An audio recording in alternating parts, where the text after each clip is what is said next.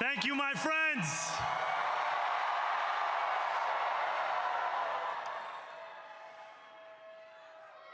The sun may have set over our city this evening, but as Eugene Debs once said, I can see the dawn of a better day for humanity.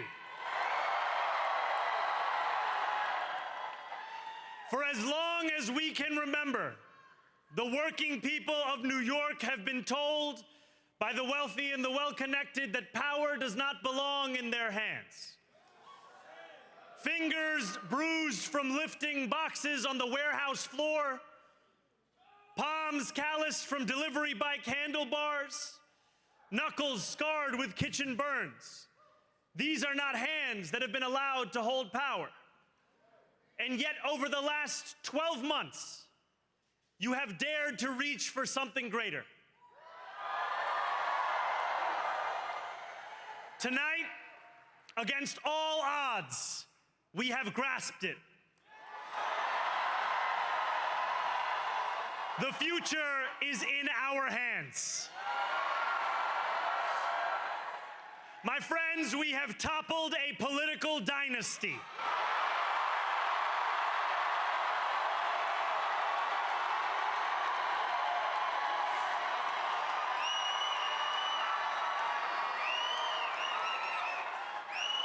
I wish Andrew Cuomo only the best in private life. But let tonight be the final time I utter his name as we turn the page on a politics that abandons the many and answers only to the few.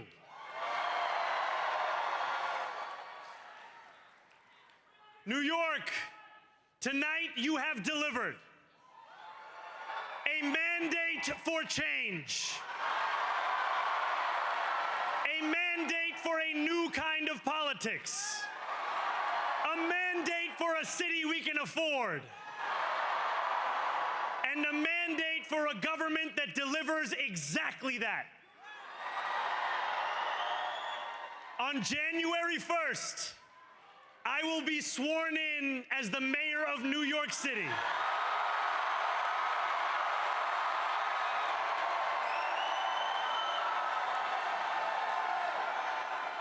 And that is because of you.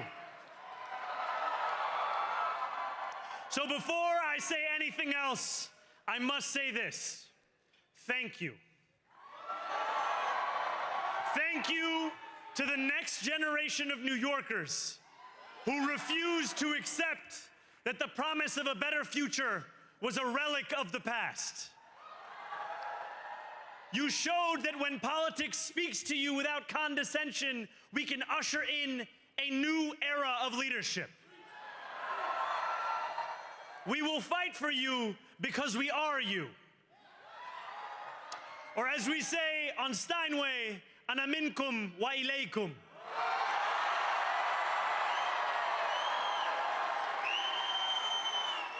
Thank you to those so often forgotten by the politics of our city who made this movement their own. I speak of Yemeni bodega owners and Mexican abuelas, Senegalese taxi drivers and Uzbek nurses, Trinidadian line cooks and Ethiopian aunties. Yes, aunties. To every New Yorker in Kensington and Midwood and Hunts Point, know this. This city is your city, and this democracy is yours too. This campaign is about people like Wesley, an $11.99 organizer I met outside of Elmhurst Hospital on Thursday night. A New Yorker who lives elsewhere, who commutes 2 hours each way from Pennsylvania because rent is too expensive in this city. It's about people like the woman I met on the BX-33 years ago, who said to me, I used to love New York, but now it's just where I live. And it's about people like Richard, the taxi driver I went on a 15-day hunger strike with outside of City Hall, who still has to drive his cab 7 days a week. My brother, we are in City Hall now.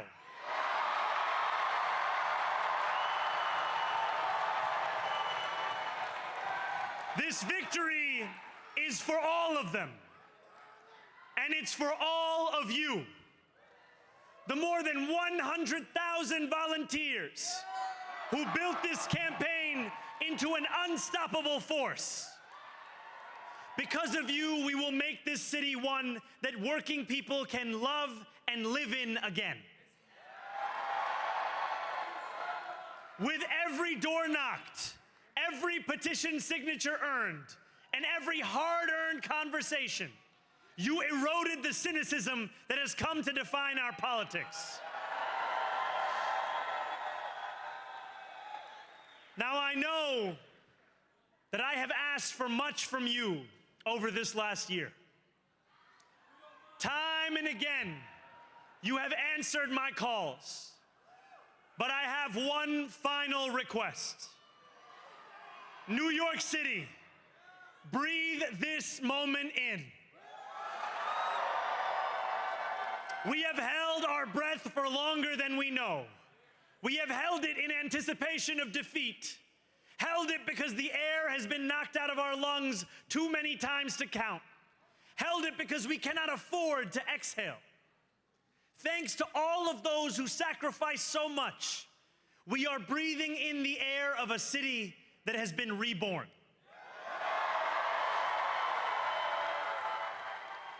To my campaign team, who believed when no one else did,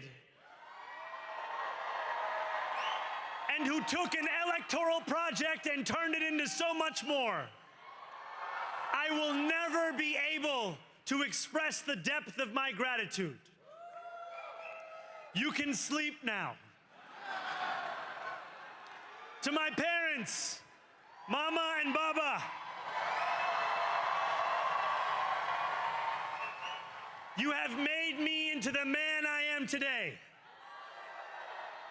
I am so proud to be your son. And to my incredible wife, Rama,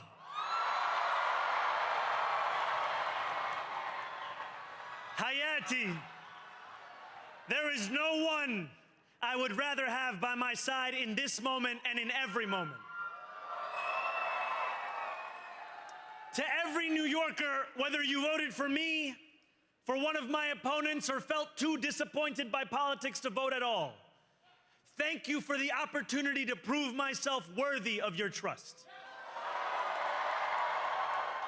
I will wake each morning with a singular purpose: to make this city better for you than it was the day before. There are many who thought this day would never come, who feared that we would be condemned only to a future of less, with every election consigning us simply to more of the same.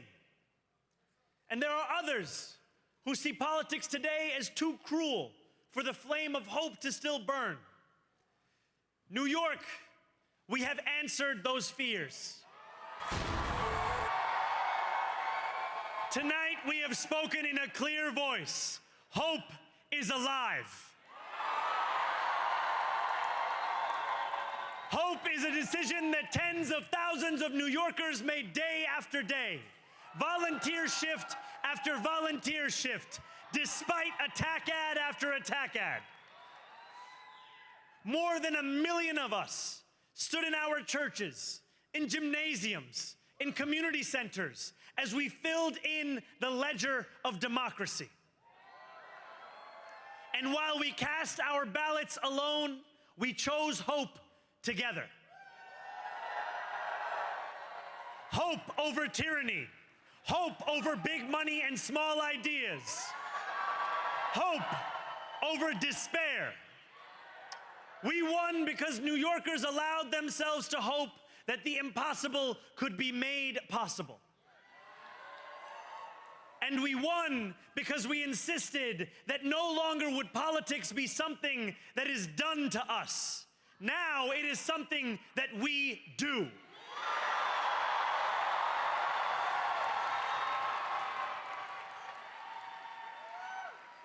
Standing before you, I think of the words of Jawaharlal Nehru.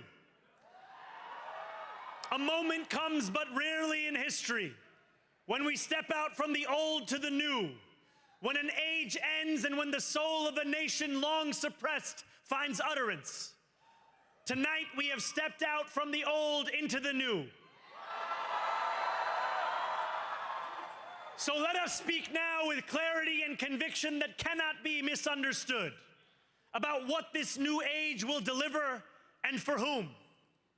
This will be an age where New Yorkers expect from their leaders a bold vision of what we will achieve, rather than a list of excuses for what we are too timid to attempt.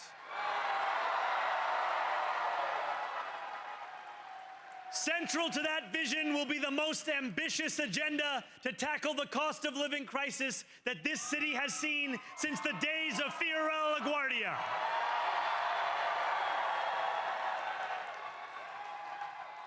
An agenda that will freeze the rents for more than 2 million rent-stabilized tenants. Make buses fast and free. And deliver universal child care across our city. Years from now, may our only regret be that this day took so long to come. This new age will be one of relentless improvement. We will hire thousands more teachers. We will cut waste from a bloated bureaucracy. We will work tirelessly to make lights shine again in the hallways of NYCHA developments where they have long flickered.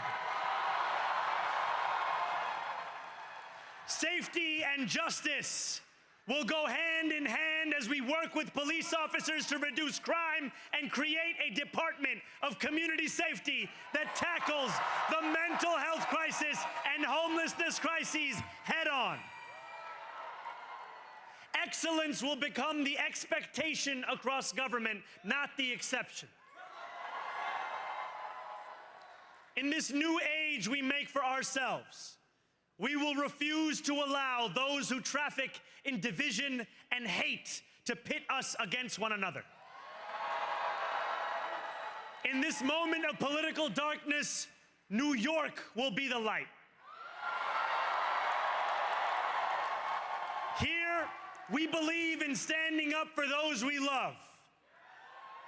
Whether you are an immigrant, a member of the trans community, one of the many black women that Donald Trump has fired from a federal job, a single mom still waiting for the cost of groceries to go down,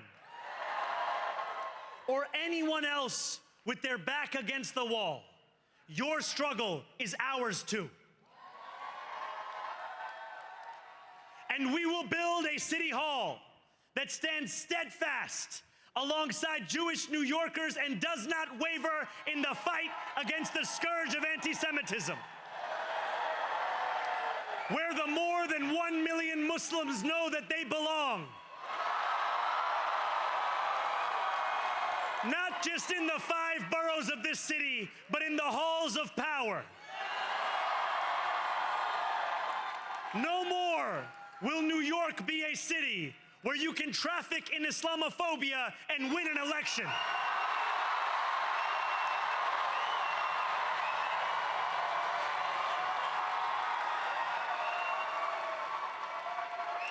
This new age will be defined by a competence and a compassion that have too long been placed at odds with one another. We will prove that there is no problem too large for government to solve and no concern too small for it to care about. For years, those in City Hall have only helped those who can help them. But on January 1st, we will usher in a city government that helps everyone. Now, I know that many have heard our message only through the prism of misinformation. Tens of millions of dollars have been spent to redefine reality and to convince our neighbors that this new age is something that should frighten them. As has so often occurred, the billionaire class has sought to convince those making $30 an hour that their enemies are those earning $20 an hour. They want the people to fight amongst ourselves so that we remain distracted from the work of remaking a long broken system. We refuse to let them dictate the rules of the game anymore. They can play by the same rules as the rest of us. Together, we will usher in a generation of change.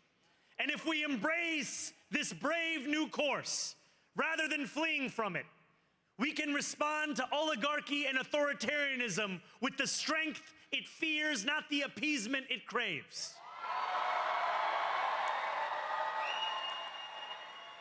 After all, if anyone can show a nation betrayed by Donald Trump how to defeat him, it is the city that gave rise to him.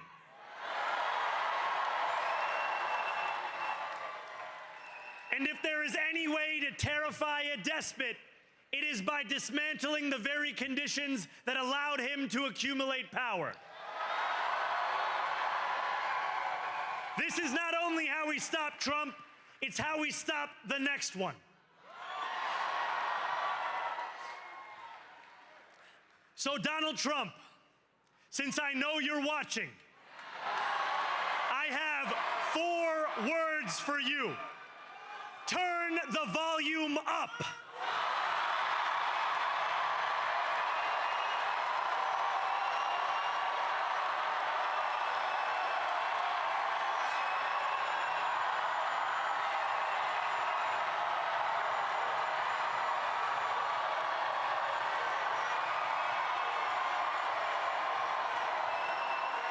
We will hold bad landlords to account because the Donald Trumps of our city have grown far too comfortable taking advantage of their tenants. We will put an end to the culture of corruption that has allowed billionaires like Trump to evade taxation and exploit tax breaks. We will stand alongside unions and expand labor protections because we know, just as Donald Trump does, that when working people have ironclad rights, the bosses who seek to extort them become very small indeed. New York will remain a city of immigrants, a city built by immigrants, powered by immigrants, and as of tonight, led by an immigrant.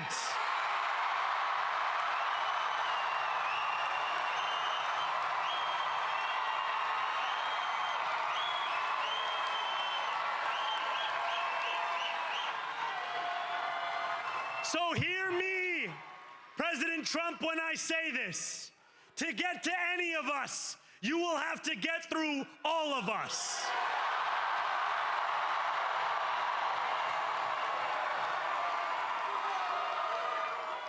When we enter City Hall in 58 days, expectations will be high.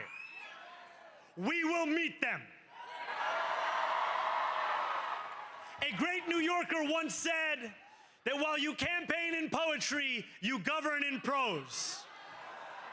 If that must be true, let the prose we write still rhyme, and let us build a shining city for all. And we must chart a new path, as bold as the one we have already traveled. After all, the conventional wisdom would tell you that I am far from the perfect candidate. I am young, despite my best efforts to grow older. I am Muslim. I am a democratic socialist. And most damning of all, I refuse to apologize for any of this. And yet, if tonight teaches us anything, it is that convention has held us back.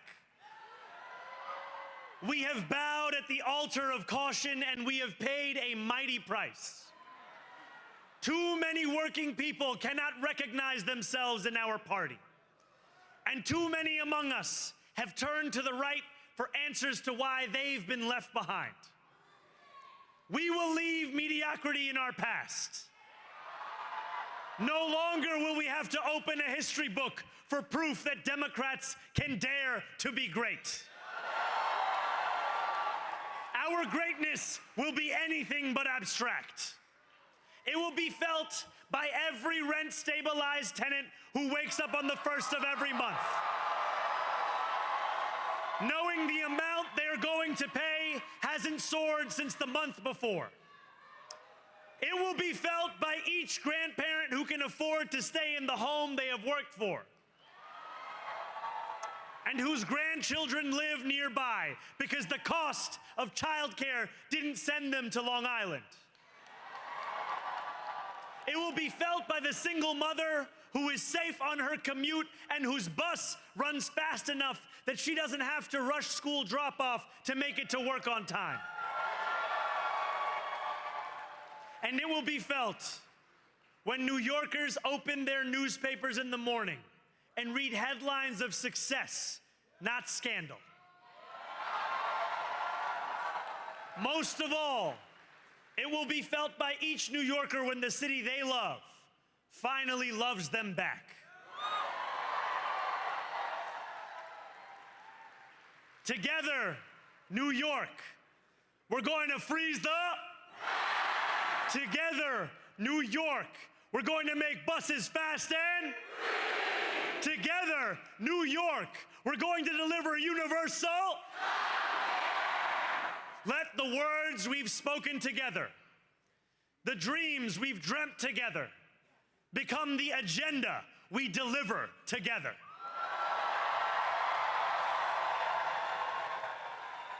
New York, this power, it's yours.